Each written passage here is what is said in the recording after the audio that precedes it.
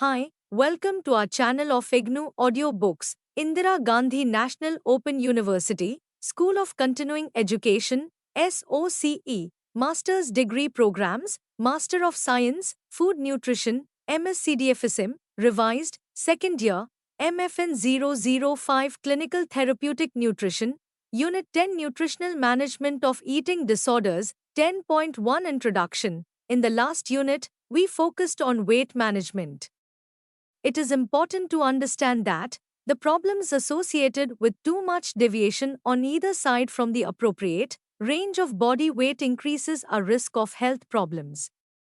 Obsession with slimming, especially in the adolescent age group, may result in eating disorders like anorexia nervosa, bulimia nervosa, and other eating disorders. What are these eating disorders? What are the strategies employed for treating such problems? How to cope with the problems of refeeding individuals after acute starvation? These are some of the issues discussed in this unit. Objectives. After studying this unit, you will be able to define the eating disorders, differentiate between the different eating disorders, diagnose patients suffering from different eating disorders such as anorexia nervosa, bulimia nervosa, binge eating disorder, etc., describe the management of these eating disorders, and plan for the nutritional management of these disorders. 10.2 Eating Disorder A Review. If you talk to a group of young boys and girls in an informal setting about their physical appearance, you will find that a majority of them are dissatisfied with their weights as well as their physical appearance. Boys in general want to be taller and want to have more muscular bodies, which in fact is a healthy trend. Most girls, on the other hand, view themselves as fat and want to look slimmer, the so-called Aishwarya Rai syndrome. Sometimes, the obsession with body weight may be so severe that it leads to eating disorders like anorexia nervosa and bulimia nervosa.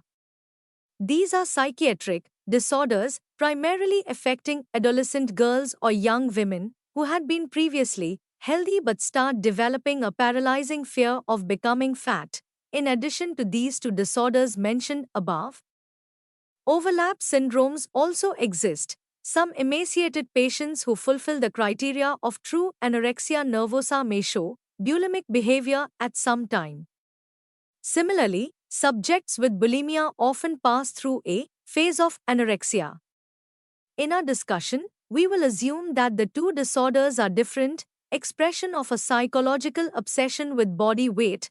Other eating disorders such as eating disorder not otherwise specified or binge eating disorder or childhood eating disorder and eating disorder in athletes have also been observed.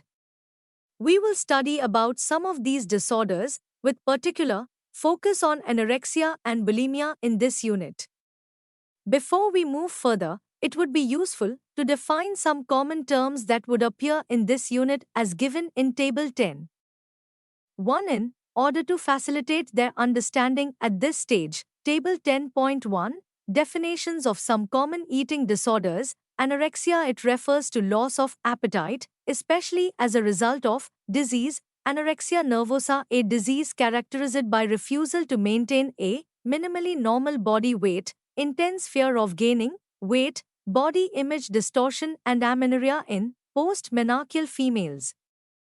Binge, an episode of eating marked by three particular features. 1.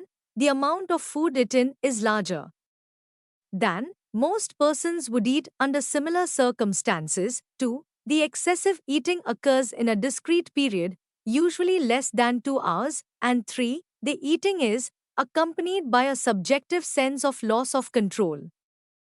Binge eating disorder, a disorder characterized by the occurrence of binge eating episodes at least twice a week for a 6-month period. Bulimia nervosa, a disorder characterized by repeated episodes of binge eating followed by inappropriate compensatory methods such as purging, including self-induced vomiting or misuse of laxatives, diuretics, or non-purging, including fasting or engaging in excessive exercise.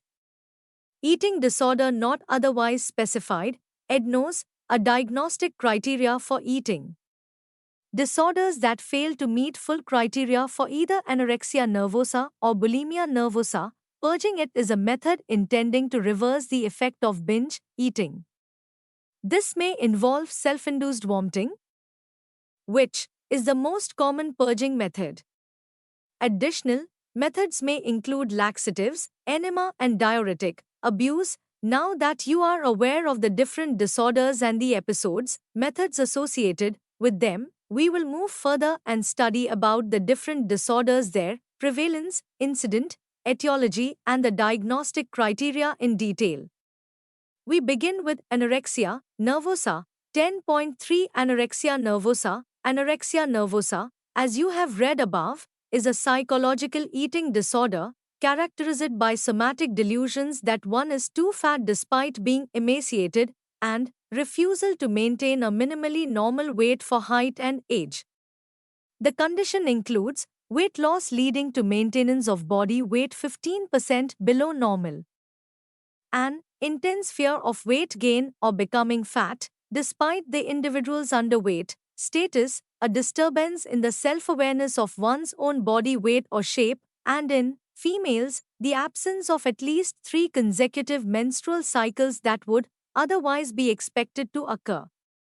Individuals with anorexia nervosa are unwilling or refuse to eat enough food to maintain a body weight that is normal or expectable for their age and height. Most clinicians use 85% of normal weight as a guide. Such individuals typically display a pronounced fear of weight gain and dread of becoming fat, although they are dramatically underweight. Concerns and perceptions about their weight have an extremely powerful influence and impact on their self-evaluation. The seriousness of the weight loss and its physical effects is minimized or denied. From the above description, it is evident then that anorexia nervosa is a condition characterized by voluntary self-starvation and emaciation. The patients have body image distortion, causing them to feel fat despite their often cachectic weight loss, wasting of muscle, loss of appetite, and general debility state. So then, how can we find out for sure whether a person is simply underweight or is he/she suffering from an eating disorder?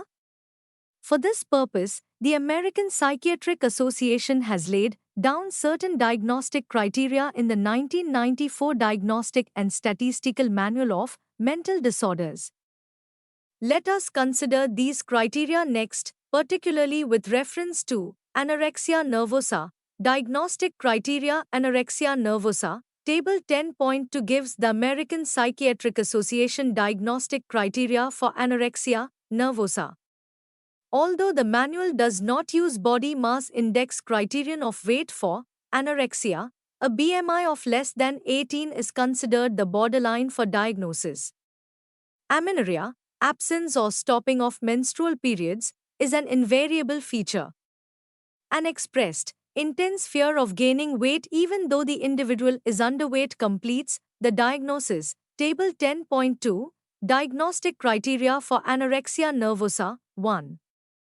Refusal to maintain body weight at or above a minimally normal weight for age and height, i.e. weight loss leading to maintenance of body weight less than 85% of that expected, or failure to make expected weight gain during period of growth leading to body weight less than 85% of that expected. 2.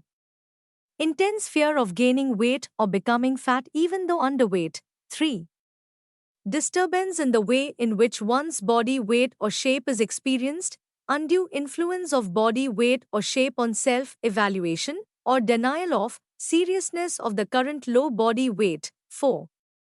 In postmenarcheal females, amenorrhea, i.e. absence of at least 3 consecutive menstrual cycles. Source: from Diagnostic and Statistical Manual of Mental Disorders, 4th ed. Washington, D.C., American Psychiatric Association, 1994. A restricting type or the binge purging subtype of anorexia nervosa also exist. What is the difference between these two subtypes? Let us consider. During a current episode of anorexia nervosa, if the person has not regularly engaged in binge eating or purging behavior, the individual may be diagnosed as the restricting type. On the other hand, during the current episode of anorexia nervosa, if the person has regularly been engaged in binge eating and purging behavior, the anorexia nervosa patient is binge purge subtype.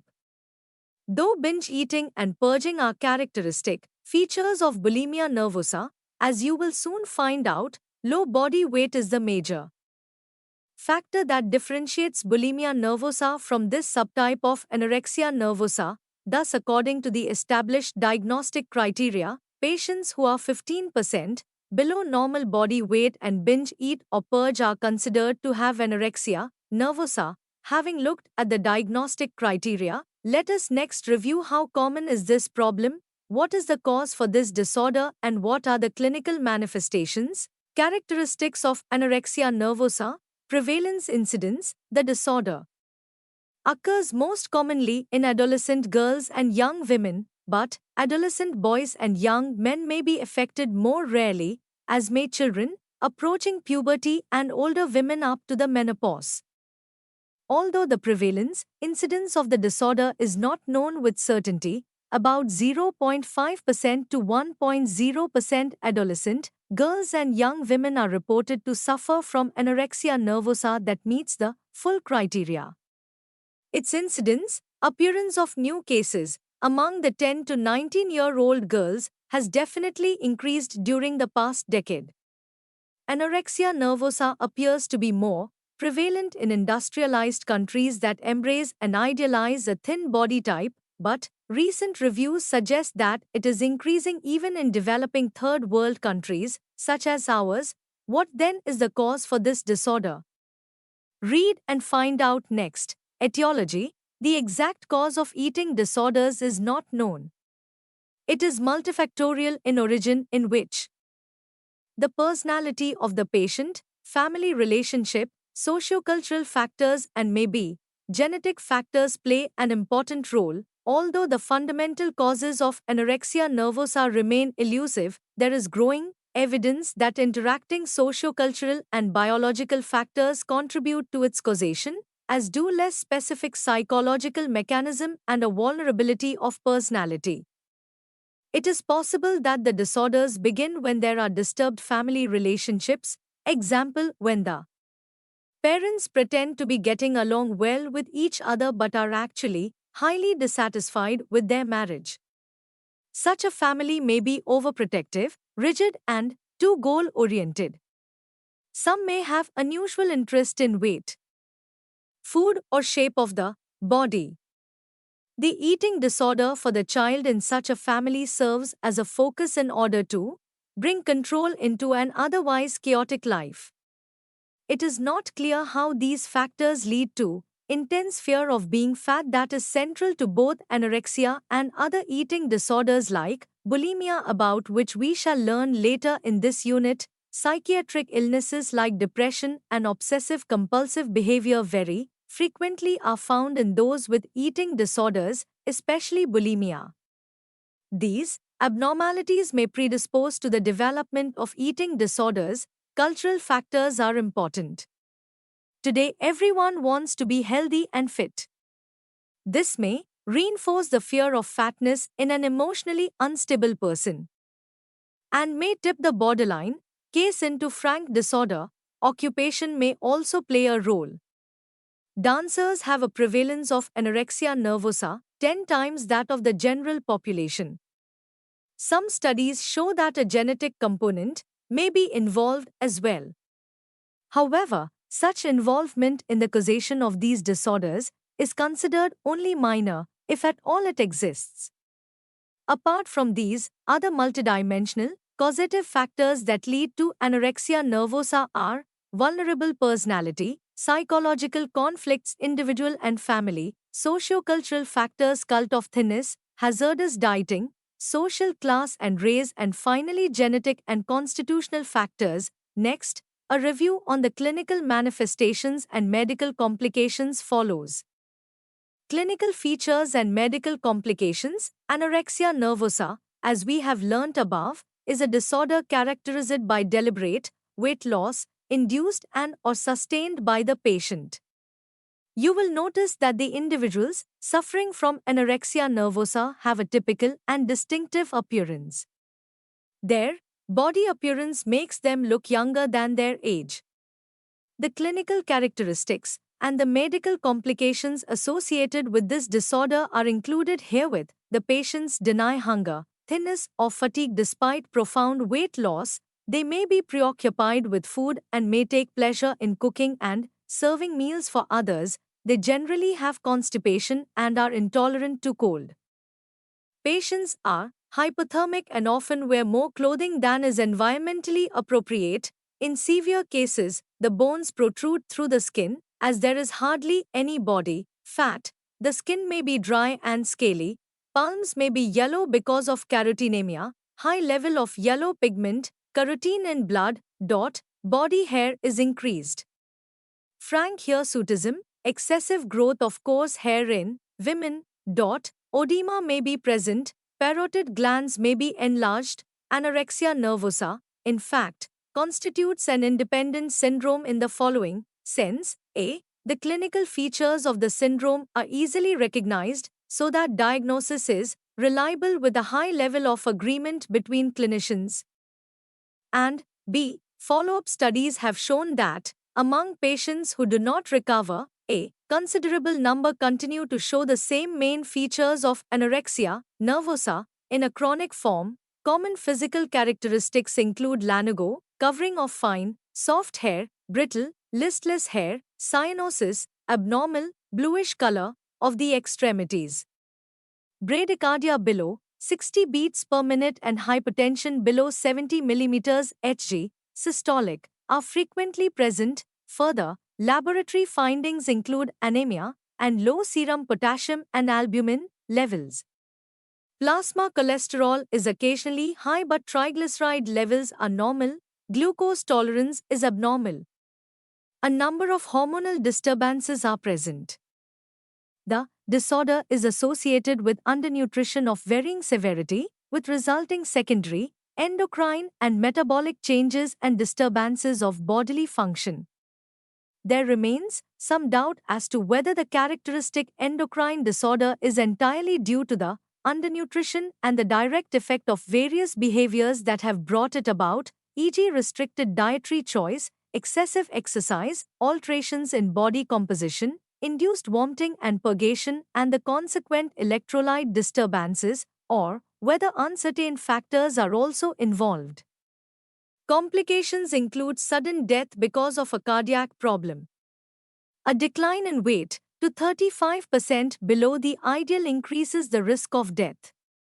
Other physical complications are listed in Table 10.3. Table 10.3 Physical complications of anorexia nervosa, amenorrhea, loss of libido, gastric dilatation, hypothermia, myopathy and neuropathy, peripheral edema, impaired liver function, congestive heart failure, delayed puberty, if early onset, hypokalemia, osteoporosis, bone marrow hypoplasia. We will take up the management of anorexia nervosa and bulimia nervosa together later in this unit. Now let us get to know about bulimia nervosa. 10.4 Bulimia nervosa. Bulimia nervosa, as you may recall studying earlier, is a disorder characterized by episodes of binge eating or very rapid intake of large amounts of high-calorie food, accompanied by self-induced vomiting. Use of laxatives and diuretics is also practiced to lose weight. Patients fear that they will start gaining weight if they stop purging. It occurs in those who want to eat more but at the same time want to remain thin. So, what is typical or characteristic feature of bulimia nervosa patient? It is a recurring episode of binge eating followed by one or more inappropriate behavior to prevent weight gain. These behaviors may include self-induced vomiting, laxative abuse, diuretic abuse, excessive fasting, or compulsive exercise. The combination of heightened anxiety, low self-esteem, over-concern about body shape, physical discomfort, and intense guilt provokes the drive to purge the food by self-induced vomiting.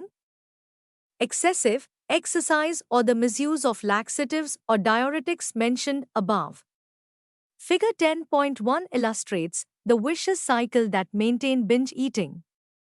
This perspective on the perpetuation of bulimia nervosa is a cognitive one. Figure 10.1, the cognitive view of the maintenance of bulimia nervosa. Look at the screen. The diagnostic criteria for bulimia nervosa as laid down by the American Psychiatric Association is described next. Bulimia nervosa, diagnostic criteria. Bulimia nervosa patients, unlike those of anorexia nervosa with binge and purge subtype, are typically within the normal weight range, although some may be slightly underweight or overweight. The common complaints are bloating and flatulence due to excessive gas production, abdominal pain, constipation, and nausea. The patients are secretive about the eating vomiting episodes so that family and friends do not know about it. Generally, one episode occurs daily. Calorie-dense and high-carbohydrate foods like ice cream, cold drinks, bread, jam etc. are eaten in large amounts. Bulimia literally means ox hunger, and the term given to the eating pattern is dietary chaos. Patients tend to suffer from dental caries. Table 10.4 gives the diagnostic criteria of this disorder. Table 10.4 Diagnostic criteria for bulimia nervosa 1. Recurrent episodes of binge eating. An episode of binge eating is characterized by both of the following. A.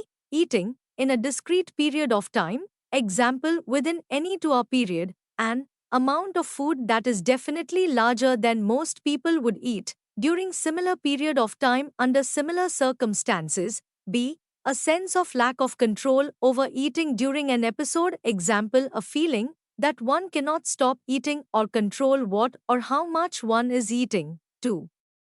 Recurrent inappropriate compensatory behavior to prevent weight gain, such as self-induced vomiting, misuse of laxatives, diuretics, or other medications, fasting, or excessive exercise. 3. The binge eating and inappropriate compensatory behaviors both occur, on an average, at least twice a week for 3 months. 4. Self-evaluation is unduly influenced by body shape and weight. 5. The disturbance does not occur exclusively during episodes of anorexia nervosa. Source: from Diagnostic and Statistical Manual of Mental Disorders, 4th ed. Washington, D.C., American Psychiatric Association, 1994. Bulimia nervosa is further characterized as the purging type or the non-purging type. In the purging type, during a current episode of bulimia nervosa, the person regularly engages in self-induced vomiting or the misuse of laxatives, diuretics, or enemas. In the non-purging type, during an episode of bulimia nervosa, the person uses other inappropriate compensatory behaviors such as fasting or excessive exercise as mentioned earlier, but does not regularly engage in self-induced vomiting or use of laxatives, diuretics, etc. Diagnostic criteria for bulimia nervosa require that at least twice a week for 3 months, patient must have episode of consuming a very large amount of food, which a normal person is not capable of eating. There must be evidence that binge eating, which is central to the diagnosis, is followed by self-induced vomiting, which is seen in 80% to 90% of persons with bulimia nervosa. Disturbed body image is also an essential feature. Further, in bulimia, weight fluctuations are common. Patients, even though thin, may be well within 15% of the ideal weight. Some may even be overweight as informed earlier. About 50% have normal menstrual cycle. Physical findings are generally minimal. It is important to look for scars from self-mutilation in every suspected case. Well, then what causes this eating disorder? Etiology: bulimia nervosa is a multifaceted disorder with psychologic, physiologic, developmental, and cultural components.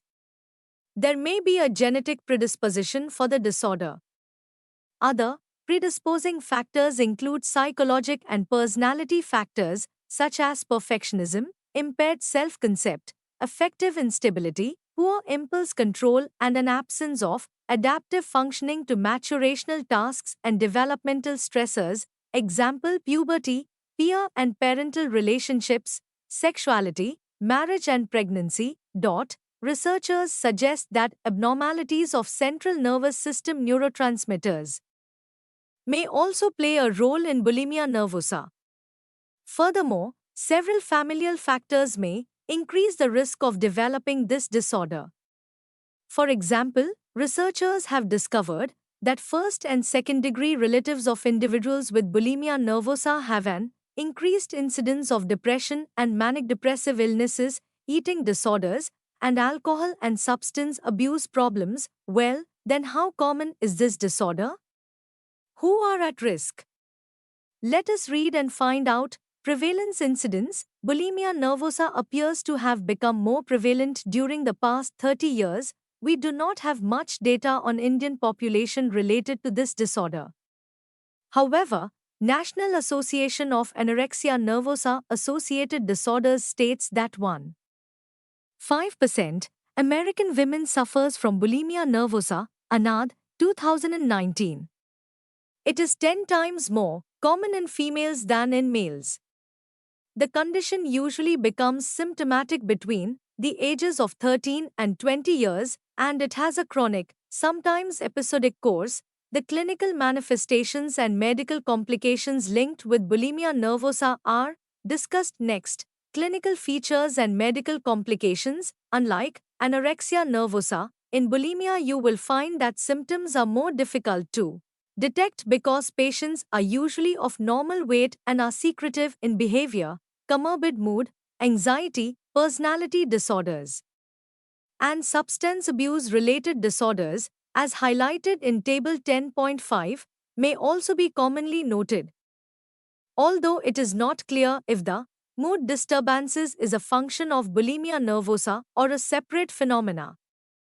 Common signs symptoms typical of bulimia may include signs symptoms of bulimia, binges, minimum twice a week for 3 months, purging, menstrual irregularities, swollen glands, frequent fluctuations in weight, inability to voluntarily stop eating, feeling guilty or ashamed about eating, depressive moods, persistent over-concern with body shape and weight, overeating in reaction to emotional stress. Table 10.5. Psychiatric conditions commonly coexisting with bulimia nervosa. Mood disorders, major depression, bipolar disorder, anxiety disorders, panic disorder, obsessive-compulsive disorder, generalized anxiety disorder, post-traumatic stress disorder, substance-related disorders, alcohol abuse, stimulant abuse, polysubstance abuse, personality disorders, borderline personality disorder, histrionic personality disorder, narcissistic personality disorder, antisocial personality disorder. The medical complications of bulimia nervosa range from fairly benign, transient symptoms such as fatigue, bloating, and constipation to chronic or life-threatening conditions including hypokalemia, low potassium levels, cathartic colon, impaired renal function, and cardiac arrest. Serious medical complications of bulimia nervosa are uncommon, but patients may suffer from dental erosion, swollen salivary glands, oral and hand trauma, gastrointestinal irritation, and electrolyte imbalances, especially of potassium, calcium, sodium, and hydrogen chloride. Laboratory tests reveal low potassium levels, hypokalemia, because of vomiting and laxative use. Hormonal changes are less prominent than in anorexia nervosa and may be absent altogether. Complications include aspiration, esophageal or gastric rupture, or inflammation of pancreas. Physical complications arising due to inappropriate compensatory behavior such as self-induced vomiting or use of laxatives etc. may include cardiac arrhythmias, renal impairment from hypokalemia, muscular paralysis, urinary infection, epileptic seizures, TENI, from hypokalemic alkalosis, swollen salivary glands, eroded dental enamel, injury to myenteric plexuses of large bowel. Having gone through the clinical features specific to both anorexia and bulimia nervosa, you would have realized that certain characteristics are specific to each one of these disorders, which can help us in diagnosing and differentiating these specific disease conditions. Table 10.6 presents the summary of the clinical features specific to the two disorders. Table 10.6 Anorexia nervosa and bulimia nervosa (BN) clinical features. Look at the A screen with this comparison. We end our study of bulimia nervosa. Next, we shall get to know about the eating disorder not otherwise specified. 10.5 Eating disorder not otherwise specified, EDNOS. In section 10.2 earlier, we emphasized that a diagnostic category for eating disorders that fail to meet full criteria for anorexia nervosa or bulimia nervosa is termed as eating disorder not otherwise specified. In fact, according to the American Psychiatric Association, this category is for disorders of eating that do not meet criteria for any specific eating disorder. These disorders are highlighted in Table 10.7. It is interesting to note that patients who fall under eating disorder not otherwise specified constitute about 50% of the population suffering with eating disorders. It is equally important to understand that if left untreated, patients with an eating disorder not otherwise specified may develop full-fledged anorexia nervosa or bulimia nervosa. Besides EDNOS, another specific eating disorder identified is the binge eating disorder. Let us get to understand it and see how it differs from other eating disorders. Table 10.7. Diagnostic criteria for eating disorders not otherwise specified. 1. For females, all of the criteria for anorexia nervosa are met except that the individual has regular menses. 2. All of the criteria for anorexia nervosa are met except that, despite significant weight loss, the individual's current weight is in the normal range. 3. All of the criteria for bulimia nervosa are met except that the binge eating and the inappropriate compensatory mechanism occur at a frequency of less than twice a week or for duration of less than 3 months. 4. The regular use of inappropriate compensatory behavior by an individual of normal body weight after eating small amount of food. 5. Repeatedly chewing and spitting out, but not swallowing, large amounts of food. 6. Binge eating disorder, recurrent episodes of binge eating in the absence of the regular use of inappropriate compensatory behaviors characteristic of bulimia. Source: from Diagnostic and Statistical Manual of Mental Disorders, 4th ed. Washington, D.C. American Psychiatric Association, 1994. 10.6 Binge eating disorder. Binge eating disorder is probably the most common eating disorder. Binge eating, you may recall, we studied as an element of bulimia nervosa. In bulimia, however, episodes of binge eating are followed by inappropriate behavior such as purging, periods of fasting, or performance of strenuous exercise. People with binge eating disorder, by contrast, do not purge, fast, or engage in strenuous exercise after binge eating. Additionally, people with bulimia are typically of normal weight or may be slightly overweight. The purging, etc., have little to no effect on the subject's body fat, whereas people with binge eating disorder are typically overweight or obese. Binge eating disorder is a psychiatric disorder in which a subject periodically does not exercise control over consumption of food, eats an unusually large amount of food at one time, eats much more quickly during binge episodes than during normal eating episodes, eats until physically uncomfortable, eats large amounts of food, even when they are not really hungry, always eats alone during binge eating episodes in order to avoid discovery of the disorder, often eats alone during periods of normal eating, owing to feelings of embarrassment about food, and feels disgusted depressed, or guilty after binge eating. So, can we say that binge eating disorder is compulsive eating? Binge eating disorder is similar to, but it is distinct from, compulsive eating. People with binge eating disorder do not have a compulsion to overeat and do not spend a great deal of time fantasizing about food. On the contrary, some people with binge eating disorder have very negative feelings about food. As with other eating disorders, binge eating is an expressive disorder, that is, the disorder is an expression of a deeper psychological problem. Now that we have studied about the different eating disorders, as a student of dietetics, it is crucial for us to learn how to manage these conditions. The management of anorexia nervosa and bulimia nervosa are discussed together in the next section. 10.7 Management of eating disorders. We shall consider the components of the management of anorexia nervosa and bulimia nervosa together, since the nutritional consequences and nutritional management for both these conditions are on similar lines. However, before that, consideration needs to be given to symptoms of the starvation syndrome, i.e., starvation caused either by food restriction dieting as in anorexia nervosa or problems related to food absorption, as in purging, or excessive exercise may mean that insufficient energy is consumed for weight maintenance in bulimia nervosa. Box 9.1 highlights the starvation syndrome. Box 1 The starvation syndrome. What does starvation denotes? Let us find out.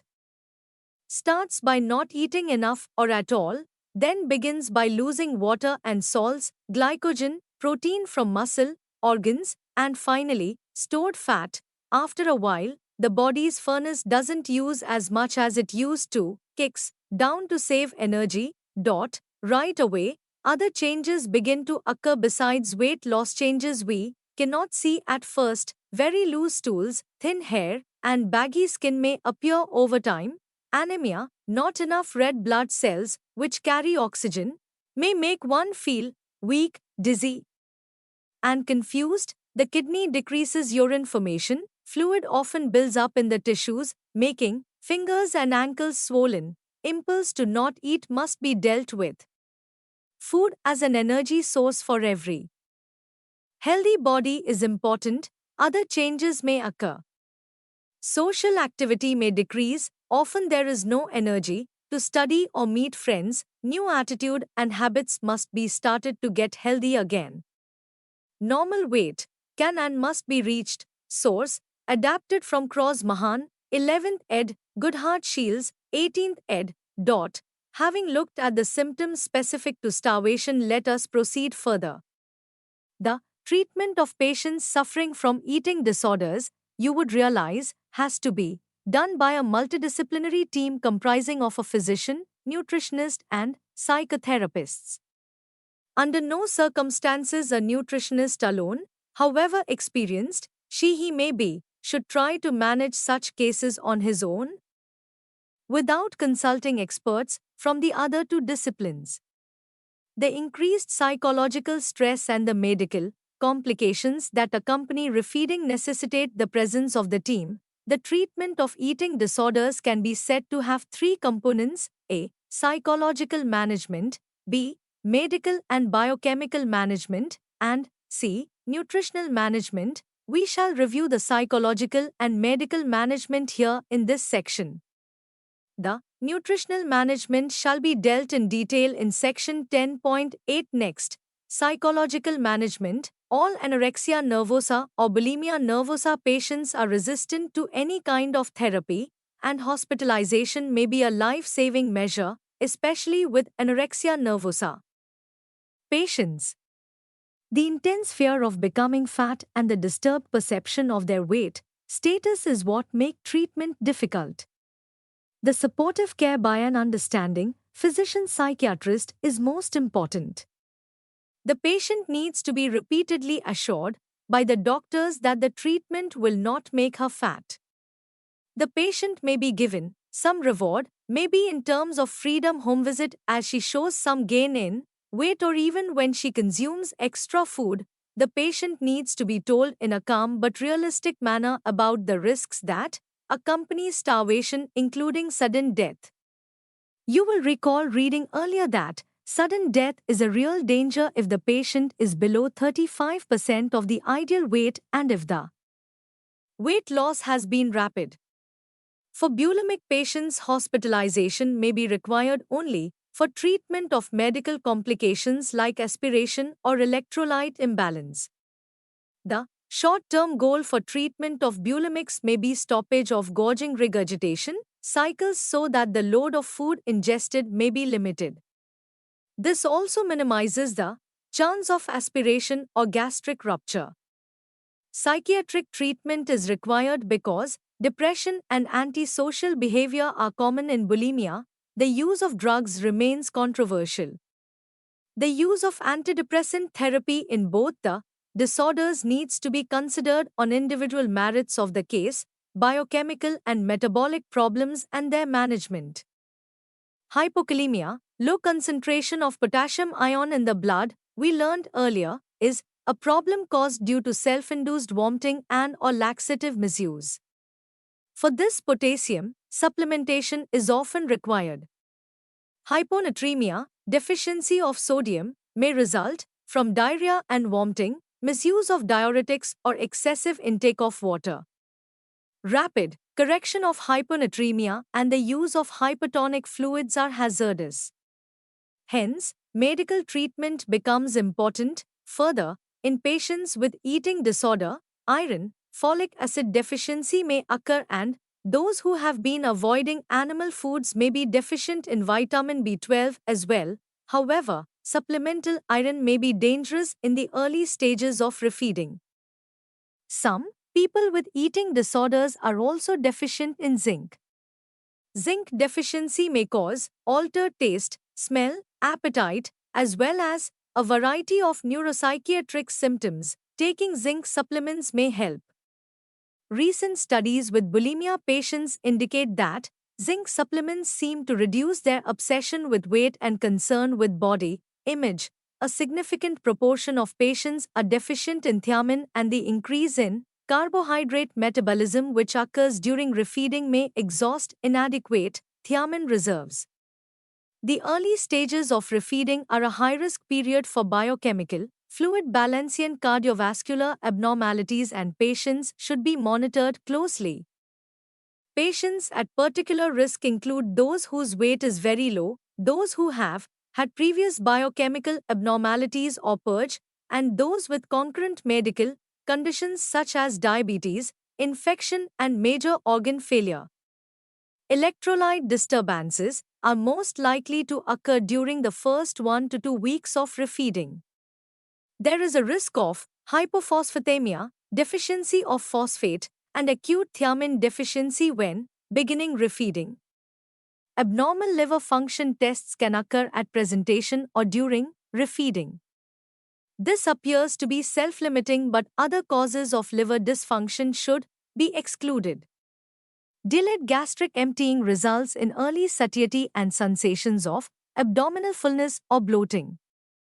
Use of frequent small meals may help with this. Metoclopramide may be used, usually in a reduced dosage of 5 mg 3 times daily, but is often of only limited effectiveness. 10.8 Nutritional management of eating disorders. Good nutritional management of patients with eating disorders requires attention to a number of areas. It is important to have a nutritional assessment of the patient through diet history, weight history, as well as assessment of biochemical, metabolic, and anthropometric measurements. A nutritional assessment form for eating disorders is included in Figure 10.2. Initial dietary assessment should be part of the overall assessment of patients with eating disorder.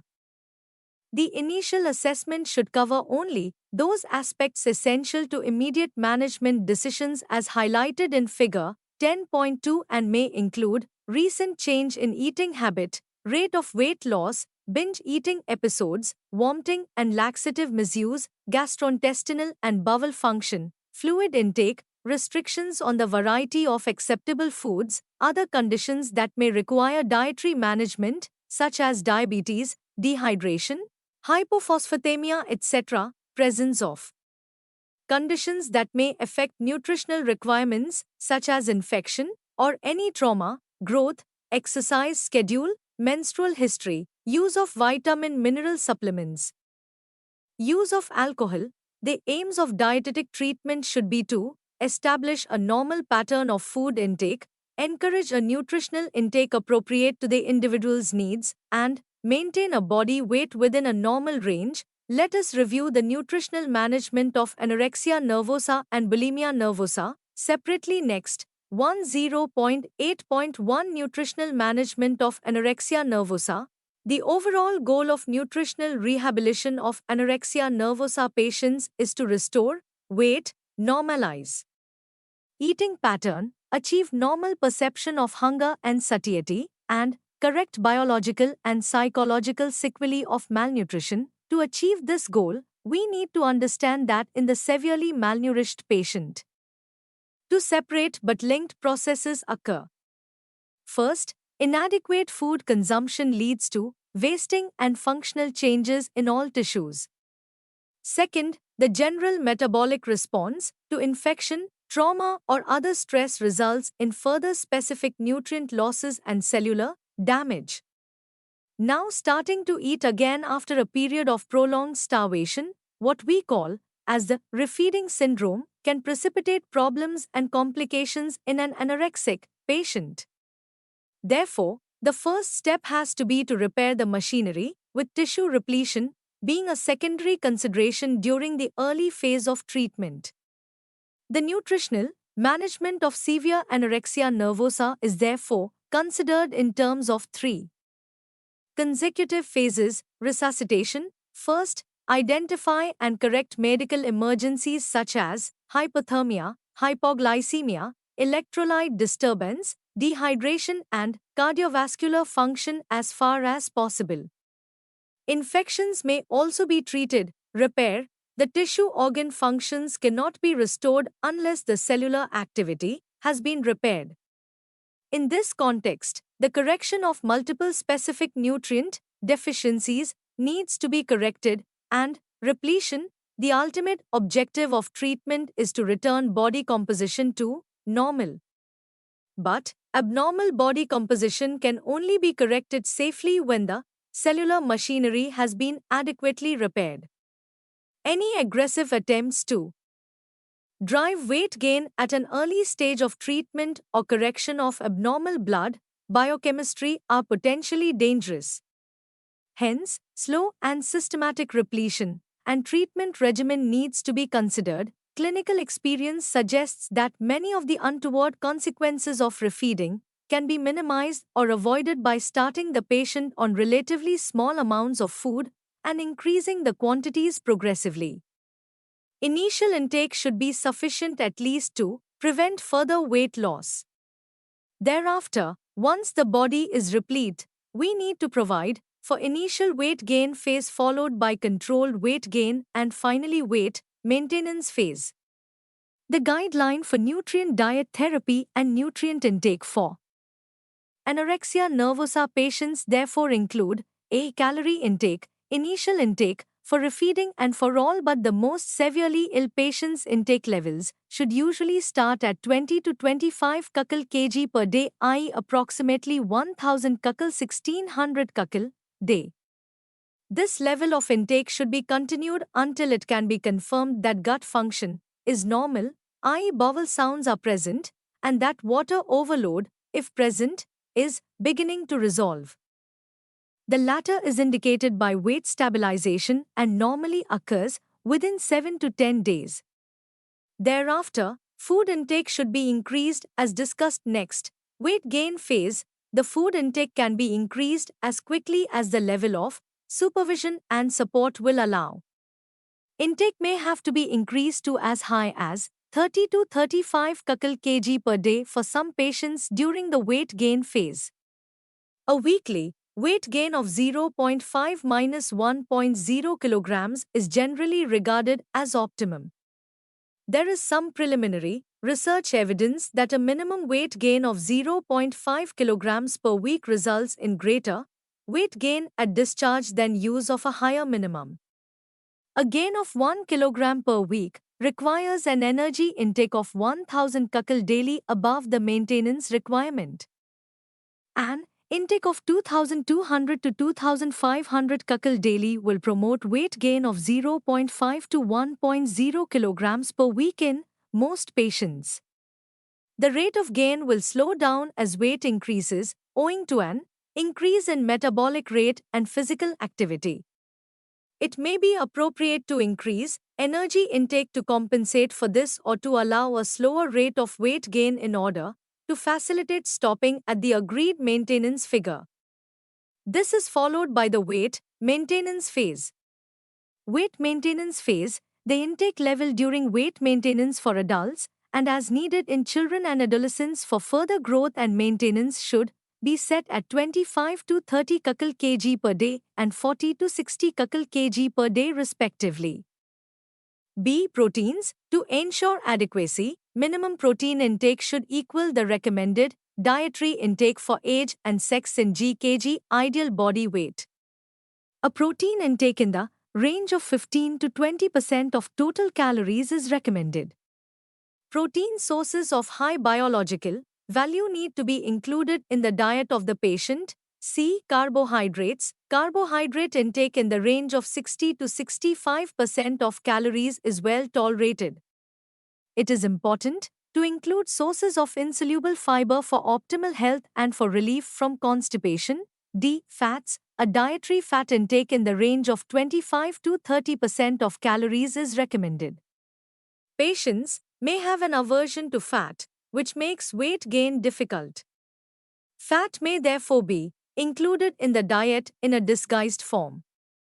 For example, giving whole milk instead of toned milk will help. E. Micronutrients. It is advisable to include 100% RDA multivitamin tablet with minerals. The use of prophylactic thiamine supplements in oral form is recommended for inpatients and those undergoing rapid weight gain. In the absence of data on the appropriate dose of thiamine, it is recommended to give 25 mg per day. In cases of confirmed deficiency, higher dosages may be required. Riboflavin deficiency may cause angular stomatitis, and iron deficiency causes anemia. Vitamin C deficiency can cause bleeding gums. These problems may need specific nutritional supplementation. Vitamin D requirements are higher than average in anorexia nervosa, owing to the risk of osteoporosis, and there is an argument for giving vitamin D supplements as part of refeeding. Calcium-rich foods should also be included because of risk of osteoporosis and osteopenia. As discussed above, the patient must be encouraged to increase food intake gradually and decrease energy output to achieve a positive balance. A nasogastric tube may be needed but is not the preferred method, and majority of patients can be fed orally. 2. Ensure intake of sufficient calories. The feedings should start early in the day. Initially, the intake is generally low and patient can tolerate 3 meals per day, maybe without abdominal distension and discomfort. But as the calorie prescription increases, 3000 kcal may be required, the number of feedings must be increased. This may result in guilt feedings in patients because they feel that they are snacking between meals. It is wise to introduce calorie-dense, maybe commercial liquid supplements between meals which are easier to discontinue when the desired weight is reached. During treatment, daily food record and caloric intake should be recorded along with eating behavior, time of the meal and the meal consumed, food drink eaten and their amounts, etc. In addition, all the foods eaten at a binge and the time and method of purging also needs to be noted down whenever they occur to further plan the treatment and monitor the course of the disorder. In addition to the food diary, record of exercise undertaken should also be maintained to evaluate energy balance. Body weight must be checked daily when patient is hospitalized and later once every 1 or 2 weeks. After discharge, having gone through the nutritional rehabilitation described above, you would realize that management of anorexia nervosa is complex and require different treatment modalities at different stages of illness and recovery. Next, let us learn about nutritional rehabilitation of bulimia nervosa. 10.8. To nutritional management of bulimia nervosa, we know, is characterized by the recurring episode of binge eating, followed by one or more inappropriate behavior to prevent weight gain. Therefore, the initial attempts in the treatment of bulimia are aimed at correcting the dietary chaos by breaking the gorging regurgitation cycles. Instead of weight loss, which is the ultimate goal, stabilization of weight should be aimed at in the beginning. Generally, 1200 to 1500 kils are prescribed at first with the same nutrient prescription as for anorexia nervosa. A standard multivitamin and mineral supplement is given initially. In general, a balanced diet providing 60 to 65% of the calories from carbohydrate, 15 to 20% calories from proteins, and 25 to 30% from fat is reasonable. Small amount of dietary fat may be encouraged at each meal. Fat may be better tolerated when not visible as in foods like whole milk and cheese. Further, it would be beneficial to include more sources of essential fatty acids in the diet. It is important to remember that patients suffering from bulimia nervosa are likely to remain on low-calorie intake for longer period as compared to anorexic counterparts. Although most patients with bulimia are normal to overweight, they may be hypermetabolic. This aspect must be considered when prescribing the calorie intake. If a low metabolism is suspected, initial calorie prescription may be equal to 100% of the Harris-Benedict predicted REE. Typically, this is around 1500 kcal for adults. You may recall studying about the Harris-Benedict equation in Unit 4 earlier. We learned that this equation can be used to calculate resting energy expenditure, REE, for men and women, along with the usual multiplication factor to provide adequate calorie intake as given herewith. Calorie requirements day, 1.25 times REE for each one, OC above 37 OC at 10% extra, allowance, women REE is equal to 655, 9.6 times weight in kg, 1.85 times height in cm, 4.7 times age in years, men REE is equal to 66, 13.7 times weight in kg, 5.0 times height in cm, 6.8 times age in years. This equation can be used to prescribe the calorie intake for weight maintenance in bulimia nervosa patients. The patients of bulimia, because of the binge eating and purging behavior in the past, fail to recognize hunger and satiety signals. These biological cues get strengthened by regular meals and prescribed in between snacks at a reasonable calorie level. Patients tend to digress from the prescribed pattern when a binge episode occurs during treatment. An important part of breaking this cycle is to get the individual to monitor their intake through completing a food diary. Completing a food diary, as mentioned above, is a valuable aspect of treatment by identifying areas of difficulty and allowing progress to be monitored, as well as enabling the individual to reveal problematic thoughts and feelings at the time they are consuming food. This can then be used as the basis for planning meals to lessen anxiety around eating. Patience and support from the dietitian and family members are crucial for helping the patients in retaining the positive changes regarding attitudes and eating habits. An important goal for nutritional management, therefore, is to establish the individual on a regular pattern of eating. Often, normal cues for hunger and satiety are disrupted through repeated cycles of binge and restrictive eating, so encouraging a regular meal pattern also helps the sufferer to begin to identify hunger and fullness again. They should be encouraged to eat regular meals and snacks and to maintain this pattern of eating even after a binge. Each meal or snack should be based around carbohydrate, with moderate amounts of protein foods and vegetables and fruit. They should be encouraged to include non-diet foods and to include foods containing fat. It is also worth getting them to compile a list of foods normally avoided or associated only with binges and to encourage them to include these within their meal pattern when they feel able to do so. The amount of food needed to meet energy needs is greater than that needed to consume sufficient nutrients. Thus, consumption of some energy-dense, less nutritious food should be encouraged. A minimum intake of 1500 kcal, as discussed earlier, is usually an appropriate level to begin with, increasing to an intake corresponding to the estimated average requirement for the particular patient.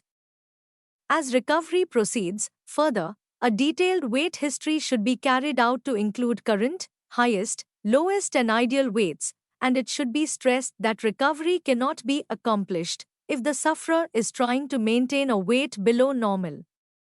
Thus, those with a premorbid history of obesity may have to accept that they will need to reach a weight that is higher than they would like to be. Weight stabilization should be an initial emphasis, particularly for those experiencing weight fluctuations. Even among patients of normal weight, nutritional counseling can be used to accomplish the desired results.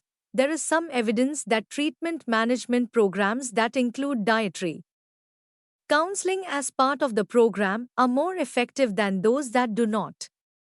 Let us see how nutrition counseling education, an important component of management of eating disorders. Nutrition counseling can be used to accomplish a variety of goals, such as reducing behaviors related to the eating disorder, minimizing food restrictions, correcting nutritional deficiencies, increasing the variety of foods eaten, and encouraging healthy and not excessive exercise pattern. Nutrition education is an important aspect of the treatment. The patients report an extremely good knowledge of foods and nutrition. For example, most anorexia nervosa patients try to argue against adding calorie-rich foods to their diet because they have known their energy values. However, their interpretation of facts may be faulty because of the nature of their illness. They need to be educated about the impact of malnutrition on growth, development, and behavior. They should be made aware of the importance of balanced diet, food guide pyramid, and also the ineffectiveness of vomiting, laxatives, and diuretics in long-term weight control. Education may be imparted individually or in a group setting. Treatment of anorexia bulimia syndromes is a long-term affair. Many a times failures are experienced. It requires great perseverance and consistent effort by the patient, the family, and the dietitian physician for effective outcome. The prognosis of these eating disorders is highlighted next. Prognosis: about 50% of the patients recover fully from anorexia nervosa and achieve normal weight, 30% improve but have a partial recovery, and 20% will have lifelong problems with eating patterns. Older age of onset, long duration of illness, extreme weight loss, and significant depression result in poor prognosis. Bulimia has even poorer prognosis because of medical dangers of gorging and severe psychiatric disturbances. The suicide rate also is high in bulimic patients. Almost 40% of treated patients remain bulimic after 1.5 years of treatment. About 2/3 experience relapse within a year of recovery. The outcome criteria e.g. weight, food intake, proper body image, menstruation, and social, psychological, and sexual adjustments must be assessed for a number of years after recovery. Early intervention and better treatment strategies today have helped in reducing the mortality from eating disorders. 10.9 Sumamri. In this unit we learnt about the prevalence, classification, causative factors, metabolic changes, clinical manifestations, and management of various problems related to eating disorders. anorexia nervosa and bulimia nervosa are the two eating disorders which may have life-threatening consequences. Patients with eating disorders, we learned, display a broad range of symptoms that frequently occur along a continuum between those of anorexia nervosa and bulimia nervosa. The care of patients with eating disorder involves a comprehensive array of approaches including psychiatric, medical, and nutritional management. They necessitate treatment by a multidisciplinary team and not by nutritionist alone. The firm approach by the dietitian treating doctors and regular follow-up monitoring for many years afterwards helps in the recovery of patients. Thank you. Subscribe to our channel for more updates, and we will see you with the next chapter.